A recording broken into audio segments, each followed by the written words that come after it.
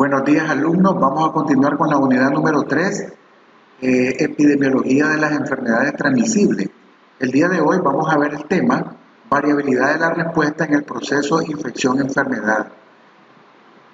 Vamos a cumplir con algunos objetivos. Dentro de ellos está explicar las diferentes respuestas al proceso infección-enfermedad, tanto a nivel individual y comunitario. Y dos, conocer los criterios epidemiológicos utilizados para clasificar a las enfermedades transmisibles. Hay algunas formas de manifestación clínica del proceso infección-enfermedad. La variabilidad de la respuesta de los huéspedes humanos frente a un agente causal está condicionada por múltiples factores que interactúan en los diferentes ecosistemas. Entre estos factores se incluyen características de los agentes y condiciones de los huéspedes. A las distintas formas en que se manifiesta el resultante de las interacciones antes señaladas es lo que conocemos como variabilidad de la respuesta, espectro clínico de la enfermedad, iceberg epidemiológico o formas de manifestación clínica del proceso infección-enfermedad. En epidemiología se consideran tres planos diferenciados de enfermedad. Ya mencionábamos anteriormente la enfermedad completa o manifiesta, la enfermedad incompleta que se manifiesta subclínicamente y la enfermedad inaparente. Son los tres planos diferenciados cómo puede manifestarse la enfermedad en un ser humano.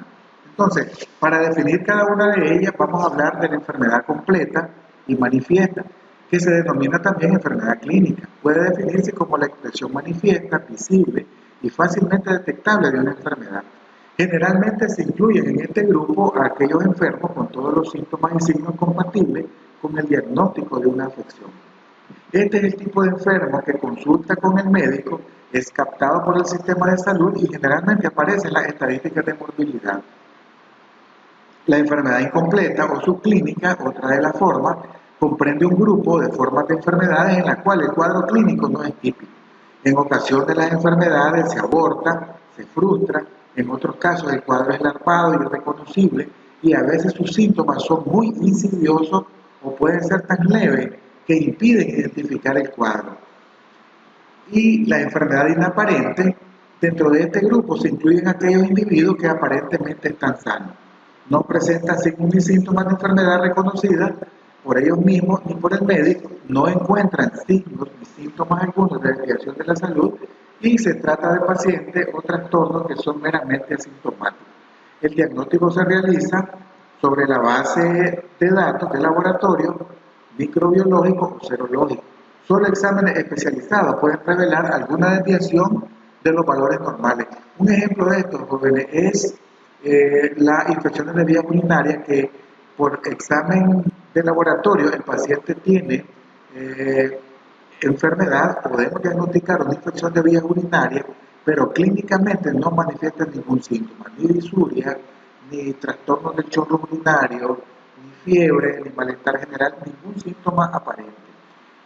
En general, este tipo de enfermos se identifica exclusivamente mediante la investigación epidemiológica activa de terreno, que es conocido como control de foco. Unos casos se curan o restablecen totalmente, otros se curan, pero les quedan secuelas, algunos se restablecen clínicamente, pero quedan como portadores.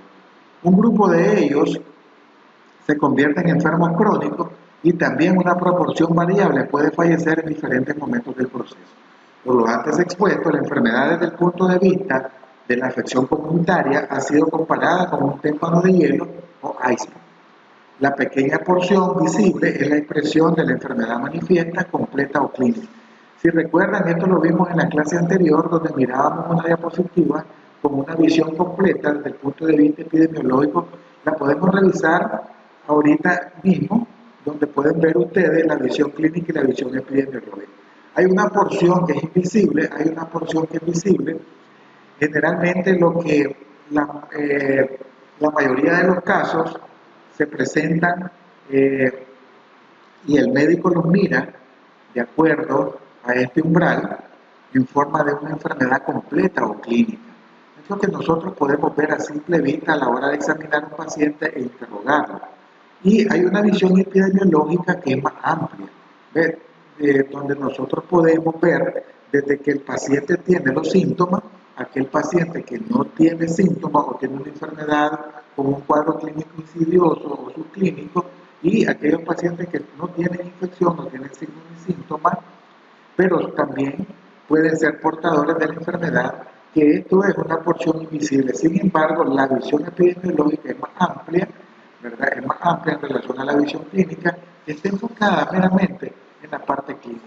Para poder entender esta diapositiva debemos de quedar claro en que la visión epidemiológica es más completa, tiene un ángulo de visión donde se le puede dar una mejor respuesta tanto al individuo como tal, como a la comunidad, es decir, desde el punto de vista epidemiológico. En cambio, la parte sumergida, que decíamos que es la parte de más abajo, representa la porción mayor, la mayoría de los casos son no manifiestos e inaparentes, y aparecen aquí también los pacientes que son portadores. Todas las enfermedades no tienen un comportamiento clínico igual, por consiguiente la proporción de las diferentes formas que componen el espectro varía de una enfermedad a otra.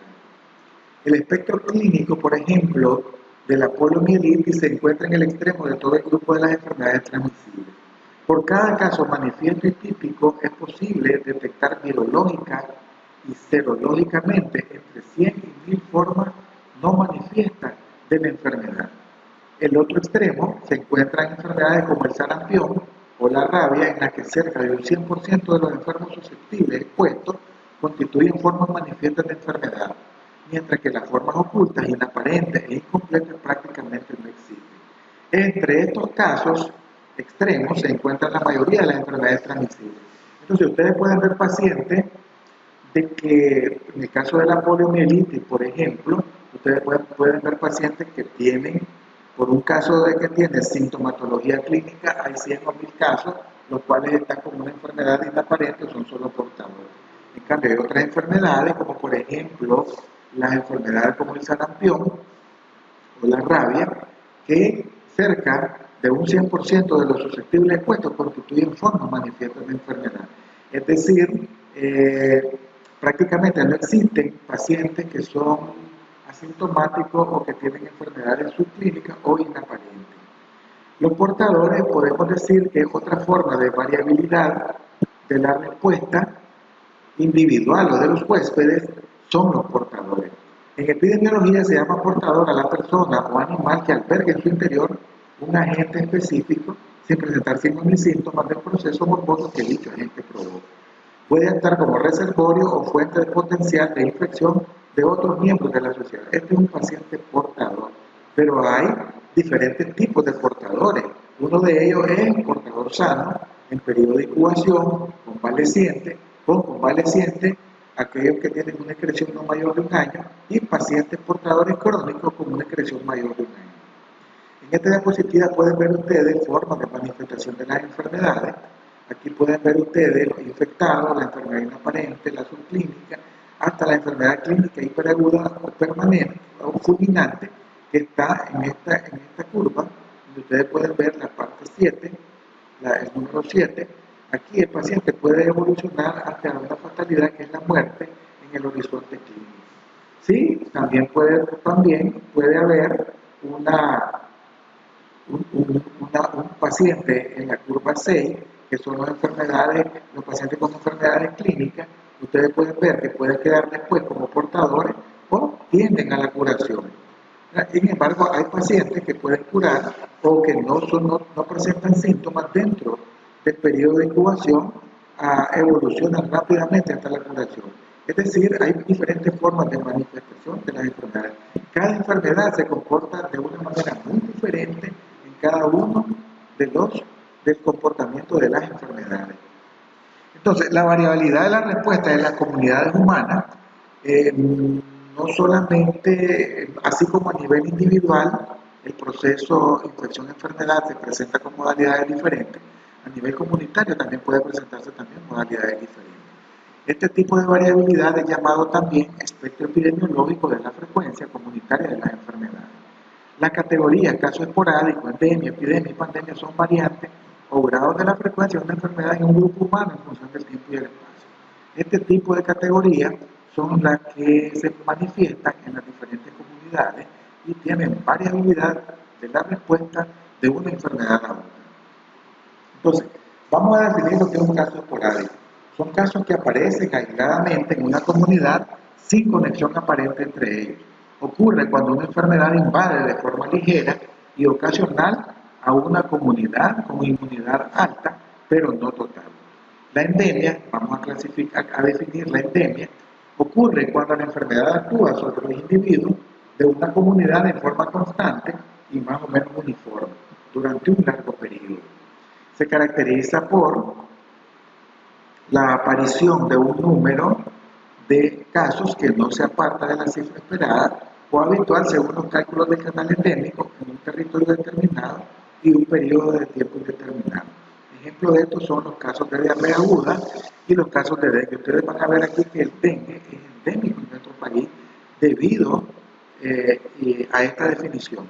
Es debido a que esta enfermedad, al igual que la enfermedad diarreica aguda, tiene un comportamiento más o menos uniforme durante bastante periodo de tiempo, largos periodos de tiempo. Pues podemos ver aquí en esta diapositiva que es una gráfica donde aparece el corredor endémico de casos de diarrea mayores de 5 años en un país determinado. Ustedes pueden ver aquí en este eje vertical aparecen el número de casos y en este eje horizontal las semanas epidemiológicas. Así está registrado en el Ministerio de Salud los corredores endémicos para poder, por ejemplo, determinar cuál es el comportamiento del dengue, cuál es el comportamiento de la enfermedad diarreica aguda, cómo se va comportando esta enfermedad en el tiempo y en el número de casos para así poder alertar a la población dentro de alertar a la población y poder determinar cuándo estamos entrando ante una epidemia, cuándo estamos entrando en una zona de alarma y tomar algunas medidas preventivas para poder evitar llegar hasta la epidemia. La epidemia ocurre cuando una enfermedad invade súbitamente una comunidad y se incrementa en relación a su estado anterior, si los niveles de resistencia e inmunidad descienden por cualquier causa. Se caracteriza por la aparición de un número de casos que se aparta significativamente de la cifra esperada de casos habituales, según los cálculos del canal endémico en un territorio definido en un tiempo determinado. Ustedes recordarán la epidemia que tuvimos nosotros de conjuntivitis hace más o menos 2 años, vieron que se apartó, la catalogamos como una epidemia porque se apartó significativamente de los casos habituales que normalmente se dan en este país de conjuntivitis. Entonces, aquí está otra diapositiva donde aparece corredor endémico por semana en el año 2013, en el caso de la malaria por Plasmodium falciparum. Ustedes pueden ver aquí el eje horizontal son las semanas epidemiológicas y el número de casos aquí en el eje vertical y aparece aquí los niveles de éxito cuando no hay en diferentes semanas casos reportados de malaria, cuando hay una alerta, por ejemplo, ¿verdad? Donde los casos se disparan de más de 6, más de 8, hasta pudiendo llegar hasta 14, ¿verdad? Y el brote, pues cuando hay brotes de casos, cuando superan los diferentes, la incidencia en el número de casos. Y los casos nuevos, que también se van registrando en el corredor endémico, ¿verdad? A través de las semanas epidemiológicas. Las epidemias, según su forma de aparición, se clasifican en explosivas o de fuente común y en lentas por propagación o diseminación. Según su extensión se distinguen en 2 tipos, las localizadas y las difusas. Epidemias explosivas o de fuente común se incluyen en esta categoría todas aquellas epidemias que en la mayoría de los casos tienen una exposición común a una fuente de infección determinada, ejemplo el agua y los alimentos. Estos brotes epidémicos pueden ser de 2 tipos, en agujas y agujas con cola. Hay diferentes brotes epidémicos que los vamos a ver más adelante. Epidemias en agujas son aquellos en que el agente específico actúa en un solo momento. Ejemplo, las enfermedades de transmisión directiva y en algunas respiratorias que hay periodos de incubación que son pequeños o cortos. Vean ustedes esta diapositiva, que ustedes pueden ver el número de casos o contaminaciones, infecciones, y aquí en el eje horizontal, que es el tiempo, ustedes van a ver los primeros casos, tienen un repunte y llega a un punto máximo, ¿verdad? A un vértice que luego viene descendiendo hasta los últimos casos en el tiempo. Ustedes van a ver aquí la duración, este periodo, la duración del proceso epidémico, que es el periodo máximo de incubación. Este es la epidemia en aguja. La epidemia en aguja se caracteriza porque todos los casos están inscritos dentro del periodo de incubación máximo de la enfermedad en estudio. Las epidemias de aguja con cola son aquellas en las que el agente específico actúa en diferentes momentos, más de un día, a consecuencia de una contaminación mantenida. Entonces aquí ustedes pueden ver la duración del proceso epidémico, aquí ustedes pueden ver los números de casos, en qué periodo, en qué número de casos se aumenta, y ustedes van a ver aquí en el tiempo cómo durante la duración del proceso epidémico, se presentan los diferentes casos. Ustedes pueden ver aquí van viendo en el tiempo, y esto se llama epidemia en aguja con cola. Epidemia en aguja con cola. Y vamos a ver también epidemias lentas por propagación o diseminación. En estos casos, la curva de la epidemia asciende en forma gradual hasta alcanzar el acné, que es el periodo de mayor intensidad del brote epidémico. Se establece una meseta y después comienza un descenso también gradual y lento. Se puede presentar en aquellas enfermedades en la que interviene el contacto interpersonal, en especial en las enfermedades respiratorias, con largo periodo de incubación, además que en las enfermedades de transmisión vectorial. Ustedes pueden ver aquí epidemia lenta o por propagación. Entonces ven aquí, en la parte, en el eje del tiempo horizontal, van incrementándose, pero hay un periodo como de meseta en el número de casos, se mantiene durante el tiempo, y luego aumenta y un descenso lento. Un descenso lento en el tiempo, lo pueden ver aquí, por agotamiento de organismos susceptibles. Esta es una epidemia lenta o por propagación, se va propagando de una manera lenta y hace esta curva, ¿verdad?, en el gráfico del número de casos en el periodo de tiempo. Y la pandemia, que casualmente, pues ahorita estamos viviendo una pandemia, ocurre a consecuencia de una enfermedad que actúa en forma súbita y sucesiva sobre el grupo comunitario altamente susceptible, lo que afecta a todos los países. Esta es una definición de la pandemia y se caracteriza por la aparición de un número anormalmente elevado de casos durante un tiempo determinado, en un área geográfica extensa que puede englobar varios países de un continente o varios continentes. La pandemia es una epidemia que abarca en poco tiempo grandes extensiones, ya que la enfermedad se desplaza de un país a otro. Han habido pandemias, por ejemplo, la pandemia de cólera y la pandemia de 1992 que ha habido en diferentes países y continentes. Ustedes pueden ver aquí las formas de manifestación comunitaria del proceso de infección-enfermedad. Van a ver la respuesta comunitaria, que decíamos, cómo la comunidad responde ante una endemia, cómo se comporta ante una epidemia, cómo se comporta ante una pandemia. Y en los casos esporádicos, aquí ustedes pueden ver la distribución de estos casos en el espacio y en el tiempo, que fueron los gráficos que nosotros mostramos anteriormente. La variabilidad de la respuesta según el tipo de comunidad, pues bueno, puede ser también en hombres, en animales y plantas. En el hombre se conoce como pandemia, epidemia o endemia, ya son formas comunitarias de manifestación de la enfermedad. En los animales, bueno, se manifiesta de manera diferente, y en el caso de las plantas también, la planfitia, la epifitia y la enfitia, ¿verdad?, que son manifestaciones según el tipo de comunidad y son formas comunitarias de manifestación de la enfermedad. La clasificación de las enfermedades transmisibles, este ya es otro punto, según el mecanismo principal de transmisión.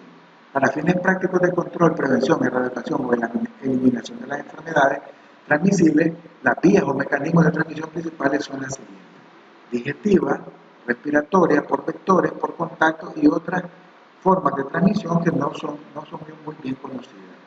Se denomina una enfermedad transmisible a cualquier patología causada por un agente infeccioso específico o por sus productos tóxicos, capaz de transmitirse de un enfermo o portador, el reservorio, hasta un huésped susceptible, independientemente de la forma o mecanismo en que se produzca la transmisión. La transmisibilidad es la propiedad que poseen determinados agentes biológicos de enfermedades infecciosas de pasar de un reservorio a un huésped susceptible mediante diferentes elementos ecológicos.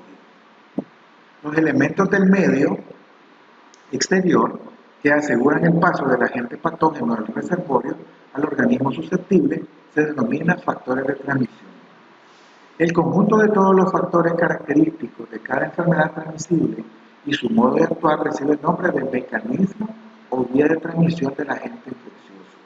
La mayoría de los epidemiólogos aceptan la existencia de dos vías de transmisión, la directa y la indirecta. En forma resumida, los mecanismos o modalidades de la transmisión son los siguientes. 1. Transmisión por vía directa. Dentro de ella está inmediata o contacto físico, sin solución de continuidad o con solución de continuidad. Inciso B, puede ser mediata o de contacto personal, es una forma de relación muy sutil entre el reservorio y el huésped. Requiere la presencia simultánea en tiempo y la cercanía en el espacio, aun cuando no sea por contacto físico. Y C, por exposición directa de un tejido susceptible al hábitat de un agente infeccioso debido a esa próxima, como por ejemplo las infecciones por hongo o micosis y los tétanos. Y la transmisión vertical, como inciso D, o congénita. 2. Transmisión por vía indirecta, es con vehículos de transmisión. Los vehículos inanimados, por ejemplo, en la transmisión digestiva puede ser el agua, los objetos contaminados, la tierra, los alimentos, los vómitos y medicamentos y productos químicos. El vehículo aéreo de transmisión respiratoria, por ejemplo, a través de la inhalación de las gotitas de flush, a través de los estornudos y la tos del paciente afectado, depósitos en piel, mucosas y heridas abiertas, y C, el vehículo vectorial, que es la transmisión por vectores. Todo esto son vías de transmisión vía indirecta y a través de un vehículo de transmisión. En el caso de los mecánicos y biológicos, pues está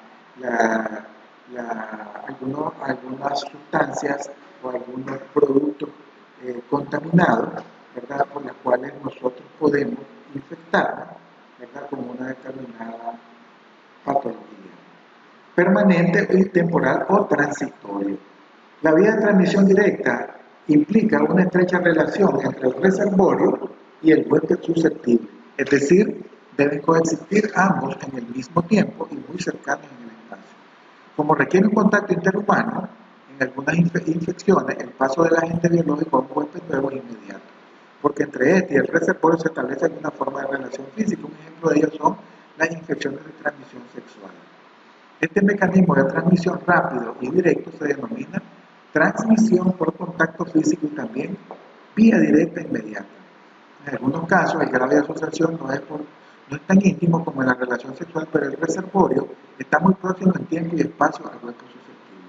La transmisión se efectúa por medio de microgotas de secreciones nasobucofaringeas, como las gotas de flush, que el reservorio expulsa durante el estornudo y la tos, así como al hablar, cantar o gritar. Es el caso, por ejemplo, en el caso de la pandemia o la infección por COVID-19, que se transmite de esta manera a través de la gotita o la microgota de flujo.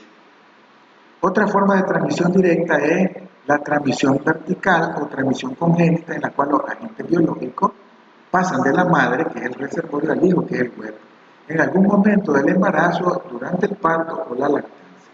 Este tipo de transmisión se ha reportado tanto en enfermedades virales como la rubiola, la hepatitis, como en las bacteriales como la sífilis, la plenorragia y también otra enfermedad viral que se da por transmisión directa o transmisión vertical, que es el virus de la inmunodeficiencia humana. Vía de transmisión indirecta es aquella en la cual la transmisión se establece mediante un elemento del ambiente que en el caso de los vectores biológicos alcanza un alto grado de especificidad para un determinado agente, condicionado por dos factores: la capacidad del agente biológico de sobrevivir fuera del reservorio por cierto tiempo y la existencia de un vehículo apropiado que permita la transmisión del agente. La transmisión indirecta puede efectuarse por medio de dos grupos de elementos ecológicos diferentes, unos abióticos sin vida y los cuales se denominan vehículos, y otros bióticos llamados vectores. Transmisión por vehículos inanimados. Se conoce por vehículo de transmisión a un intermediario inanimado, es decir, a un elemento no vivo del ambiente que transporta a un agente biológico desde su reservorio hasta un huésped susceptible. Estos elementos son el agua, los alimentos, el aire, la tierra, los vómitos, los medicamentos y productos biológicos. La importancia epidemiológica de los vehículos de transmisión depende de su naturaleza, grado de relación con el hombre e intensidad de la contaminación. Aquí ustedes pueden ver en esta diapositiva el ciclo de transmisión de la leptospirosis. Ustedes pueden ver aquí el huésped susceptible, los diferentes órganos y sistemas afectados, ¿verdad? Y aquí está el vehículo de transmisión, ¿verdad? El vehículo de transmisión, el agua, aquí está el agua, agua contaminada, ¿verdad? A través de este agente transmisor que es la rata y otro tipo de animales. También podemos ver aquí en esta diapositiva una de las características de los agentes o de los vehículos de transmisión para nosotros adquirir la enfermedad como un huésped susceptible a través del reservorio, ¿verdad? Y a través del medio de contaminación que fue, por ejemplo, en este caso, como la diapositiva anterior, la leptospirosis, y aquí podemos ver cómo las inundaciones en esa época, pues, en agosto del 2012, afectó determinado grupo poblacional en la ciudad de León. Aquí ustedes pueden ver otras diapositivas, algunos reservorios, algunos vehículos de transmisión que pueden también ser medios para los cuales nos contaminemos nosotros como agente, o perdón, como huésped susceptible. Aquí están otras